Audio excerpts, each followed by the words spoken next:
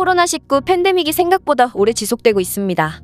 앞선 영상에서 소개해드렸다시피 일본은 코로나 초기 대응에 완벽하게 실패하면서 엄청나게 많은 사망자가 줄곧 나오고 있습니다. 심지어 매일 그 최고치를 경신 중인 참담한 상황이 이어지고 있는데요. 엎친 데 덮친 격으로 일본은 코로나19 이후 경제 성적이 그야말로 박살이 나버렸다는 분석이 나왔고, 그에 대한 이유로 일본의 저명한 경제평론가 가야게 이이치의 충격적인 발언이 화제가 되고 있습니다. 그렇다면 자세한 내용을 설명해드리겠습니다. 독일 경제연구소에서 OECD 회원국들을 대상으로 코로나 발생 전인 2019년 4분기 대비 2021년 이들 국가의 GDP 등의 경제 수준을 분석해본 결과 일본은 19개의 국가 중 17위로 꼴찌나 다름없는 충격적인 결과를 보여주어 일본 열도가 초긴장 상태라고 하는데요. 일본 경제는 지난 30년간 줄곧 제자리 걸음을 하다가 이번에는 폭락하는 결과를 보여 현재 일본의 분위기가 심상치 않다고 합니다. 한국은 이 중 3위를 차지하여 선진국 중에서도 굉장히 높은 순위를 기록했습니다. 한국은 수출 대국으로서 경쟁력 있는 반도체 산업 덕에 강한 성장세를 기록하며 전 세계의 경제대국으로서의 입지를 공고히 했는데요. 경제연구소는 한국은 자유롭고 체계가 잘 잡혀있어서 좋은 성적을 거두었다고 밝혔습니다. 그렇다면 일본은 왜 이렇게 처참한 성적을 기록했을까요? 많은 이유가 있겠지만 일본의 저명한 경제평론가인 가야게 이이치는 일본의 경제 폭락에 대해 일본 국민의 못된 심보가 일본 경제 침체의 원흉이라고 주장하여 일본 열도가 충격에 빠졌습니다. 일본은 1990년대 버블 경제 붕괴 이후 30년 동안 제로 경제 성장을 기록하여 엄청난 침체에 빠졌는데요. 가야게 이이치는 일본인과 일본 사회 특유의 심술궂고 관용 없는 분위기가 현재와 같은 결과를 초래했다며 일본 사회를 강하게 비판하고 있습니다. 이어서 일본은 30년간 실질임금이 한 푼도 안 올랐으며 소득이 정체되고 OECD 국가 중 유일하게 소비주도 성장 달성에 실패했다며 이렇게 된 가장 큰 이유는 타인에 대한 비방 중상과 공격이 난무하는 일본의 사회 풍조에 있다고 지적했습니다. 그는 경제 침체의 근본 원인은 극도로 부정적인 사고의 국민성에 있다며 배려, 인연중시라는 이미지와는 달리 실제로는 시기하고 의심하는 마음이 강해 남의 발목을 잡으려는 숨은 국민 본성이 잃어버린 30년을 초래했다고 말했습니다. 그는 이어서 일본에서는 누군가 새로운 것을 시작하려고 하면 곧바로 발목을 붙잡는 일이 벌어지고 난다 라며 상식을 벗어난 비방, 언론의 과잉 공격 등 무관용의 억압적인 사회 분위기가 존재한다 라고 진단했습니다. 이어서 일본 사회의 부정적 측면이 가장 뚜렷하게 드러난 것이 코로나19 사태였다.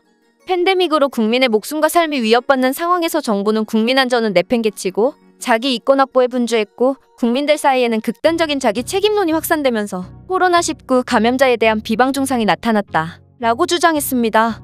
그는 1990년대 이후 신흥국 출현과 IT 등 테크놀로지 진화에 따라 새로운 경제, 산업 구조로의 대전환이 필요해졌지만 일본 사회에 깊게 뿌리박힌 심술궂은 분위기가 이를 막았다고 주장했습니다. 이어 새로운 경제를 발전시키기 위해 머리를 맞대고 신규 부가가치를 창출해야 했음에도 불구하고 모두 자기 기득권을 지키려고 변화를 멀리하며 서로의 발목만 잡아당겼다. 과거의 성공만 믿고 자만하고 겸허함을 잃었다. 지금도 일본이 기술대국이라고 믿는 사람이 적지 않다. 그러나 실제로는 반도체, 액정 패널 등 제조업은 쇠퇴했고 정보화의 진전이 주요국 중 가장 늦은 IT 후진국이 돼버렸다. 그는 일본의 기득권을 지키려는 이기심에 실행이 제대로 이뤄지지 않았다고 비판했습니다. 산업구조와 노동력의 패러다임 변화가 일어나자 나만 손해보는 것 아닌가, 나는 하고 싶지 않다 등 변화를 싫어하는 분위기가 나타나면서 결국 아무것도 바꾸지 못하고 30년이 지나가 버렸다. 경제성장이 정체된 가운데 격차와 불관용의 분위기가 확산된 지금 일본은 자만심 때문에 현실을 잘못 인식하고 끔찍한 결과를 초래했던 태평양 전쟁 이전의 일본과 같은 길을 걷고 있는 것처럼 보인다 라고 개탄했습니다. 해외의 여러 유명 경제분석기관이 일본 경제가 폭락했다고 진단한 가운데 일본의 유명 경제평론가가 이렇게 강도 높은 비판을 하니 일본인들은 큰 충격을 받았을 뿐더러 일본 전체의 패배주의의 분위기가 감돌 수밖에 없는데요. 그렇다면 이에 따른 일본인들의 반응을 살펴보겠습니다. 아니, 일본이 이렇게까지 쇠퇴했다고? 믿어지지 않는다. 한국이 3위인데 우리 일본이 뒤에서 3위일 리는 없다. 분명 한국인이 날조한 거짓자료일 것이다. 그들은 역사적으로도 우리가 버린 것을 주워먹는 민족이었다.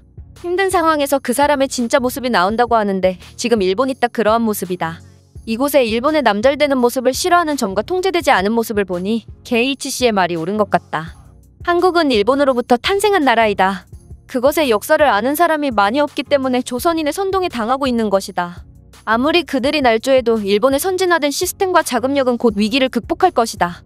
내 생각에는 현재 일본의 다른 사람이 얻는 것은 용서할 수 없다 라는 생각의 소유자가 매우 많다. 게다가 그 생각을 숨겨 불공평하다라고 주장하고 있다. 중요한 것은 다른 사람들의 몫이 늘어나는 것이 자신의 몫이 줄어드는 것이 아니기 때문에 손해라고 볼 수 없다. 그럼에도 불구하고 다른 사람이 얻는 것은 용서할 수 없다라는 생각이 너무 강해서 불공평하다라고 주장한다. 일본뿐만 아니라 다른 나라도 똑같다. 한국에도 남잘되는 꼴을 못 보는 사람이 굉장히 많다. 왜 그것이 우리만의 문제라고 생각하는가? 한국을 걸고 넘어져 봐야 소용없어. 그들은 계속 성장 중이고 우리는 망했으니까. 너의 댓글은 남잘되는 꼴을 못 보는 일본 문화를 여실히 보여준다. 해외 경험이 많은 나로서는 KHC의 말이 옳다고 본다. 회사에서 자신의 일이 끝났지만 아무도 퇴근을 하지 않는 분위기가 있다든가 진급이 되면 타부서 사람들에게까지 뒷담을 당하던가의 일은 타국에서는 생각할 수 없다. 실제로 연구 결과도 존재한다. 일본인은 자신이 손해를 봐도 상관없으니 타인의 득을 저지하려고 하는 경향이 강하다는 것이다. 일본은 공동체라는 말이 어울리지 않는다. 파견으로 모 기업의 IT 개발에 들어갔지만 거기에 있었던 것은 명확한 차별뿐이었다. 개발의 목적도 순서도 제시하지 않고 오로지 말단의 작업에 몰두해서 스케줄 관리도 없고 직감으로 일을 할 수밖에 없었다. 나의 의견을 말할 기회는 없었다. 이러니까 일본 IT 기업 칠할이 적자인 것이다. 일본은 반드시 멸망한다고 생각한다. 경쟁이 있는 선진국에서는 기업의 통폐합 및 사양산업과 성장산업이 생기는 것은 필연적이다. 그러나 일본은 거의 모든 산업이 성장산업이라는 특수 상황하에서 일단 입사하면 퇴사하지 않고 정년이라는 선진국에 있어서 치명적인 불균일 사회가 완성되고 있다. 결과가 보여주듯 우리는 끝났다. 평범한 직장인으로서 말한다. 일본에서는 모두 자신이 어떻게 하면 얼마나 편해지는지는 그다지 관심이 없는 한편 누군가가 뭔가 편해지려고 하는 것은 절대로 용서할 수 없는 것을 느낀다. 반드시 어떻게든 고생을 시키려고 한다. 따라서 일다운 일을 하지 않는데도 임금을 받고 있다. 일본인의 일에 대한 생산성은 세계 최하위라고 생각한다. 공감한다. 컴퓨터를 쓰면 30분이면 될 일을 그저 아날로그 방식으로 처리하다 보니 하루가 꼬박 걸린다. 그렇게 하고도 임금을 받아가니 기업의 성장이 있을 리 없다. 일본은 잃어버린 30년이 아니라 여기서 20년 이상 쇠퇴해 갈 것이다. 일본은 비정규 노동자가 대부분이며 이들은 퇴직금도 받지 못하므로 미래에는 생활보호수급자 투성이가 될 것임은 확실하다. 지금까지 비정규직이나 싼 노동력을 요구하는 기업을 위해 추진해온 비정규 확대 정책 때문에 10년 후에 일본은 동남아시아 이하의 생활 수준이 될 것임을 확신한다. 우린 가망이 없다. 메이지 유신으로 근대화와 고도 경제 성장을 한 시기도 있었지만 일본인의 사상 자체는 메이지 이전부터 변함없다.